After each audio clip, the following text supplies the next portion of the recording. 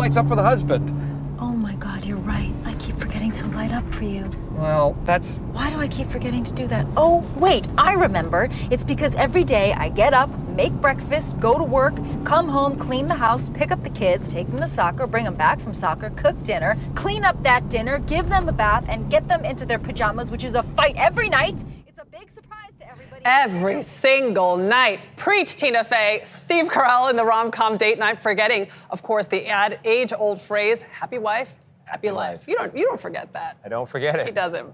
Brian, you don't forget that either. All right, now, if you guys are married with kids, we get how hard that can be, and if it's any consolation, you are not alone. This will not surprise you, but studies have shown that marital satisfaction decreases in most couples after they have their cute kids.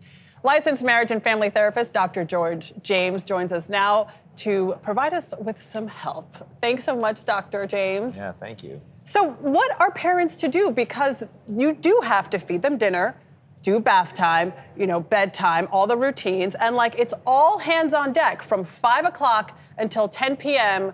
when someone who shall remain nameless usually ends up sleeping in her daughter's toddler bed until my husband comes and wakes me up because I've fallen asleep there again. If he's not already sleeping on the floor next to me. Yeah. It's bad. It happens, right? A lot of couples go from spending a lot of time together, focusing on each other, to now having children where they put all that time and energy into the children, which is great. But then they forget that they need to put that energy, a little bit of that energy, back to each other. And so that can happen easily where you're spending time focusing on the child and now not really having enough time with each other. But what do we do? Because we know that we have to spend, well, this is my work husband. We know we have to spend time with each other, but how can you find those pieces of time when they're just, there's no time? Yeah, there isn't time. You can't make time. There's only 24 hours on the clock.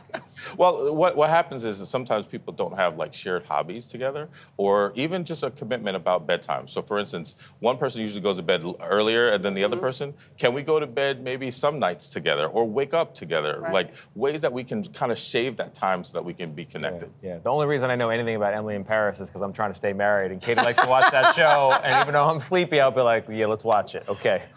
The other thing I've noticed, and I'm on season 2 of Family Life, I've been married before. This was going better. And I have to say that it feels like men have 2 settings with marriage. It's either we're good, everything is great, there's no problem at all. And then, what do you mean, divorce lawyer?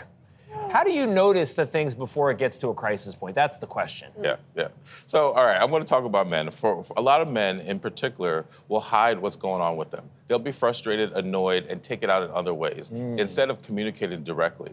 And so how you know there's a crisis is where we're operating as if nothing is wrong and we're continuing to do the same thing, but we're internally frustrated. We need to communicate and talk to each other about what's happening because if not, it blows up. I see it all the time. At the last moment, people now want to go to therapy when you should have been doing that work a little bit earlier. So I know in a lot of households, there's a lot of kind of tension over the division of labor.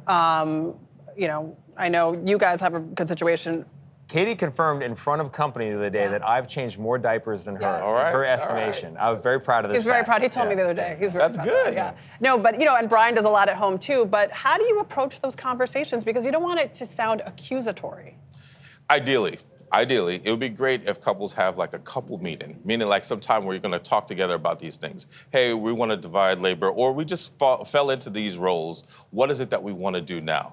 Are we okay with it? We. Yeah, well, that's the hope. If you're having these meetings, you're doing that together to talk about it, or say, hey, I could use some help. Having honest conversations about the places where you feel overwhelmed. Marriage therapy can turn into a thing that people try to win. Do you feel that on the therapist side? Because you must have an opinion this guy's right or she's right. Yeah. There's many times I don't feel like I'm a therapist. I feel like I'm the judge, right? They were expecting me to make a ruling on it. And But I'm just inside, are you I'm with him? There are times I'm like, oh, man, wow. That's a good point there. But all right, let me listen to see the other side. But Dr. James, but trying to win therapy is not productive, I'm guessing, right? You're trying to, win the relationship, not the therapy. If you're in therapy and you're trying to win therapy, you've already lost. You've already lost, right? Because you're not focused on the relationship. You're not focused on what we need to work on, especially thinking about what you need to do better for yourself. Yeah. All right, Dr. George James, thank you very much. I appreciate it. Thank you.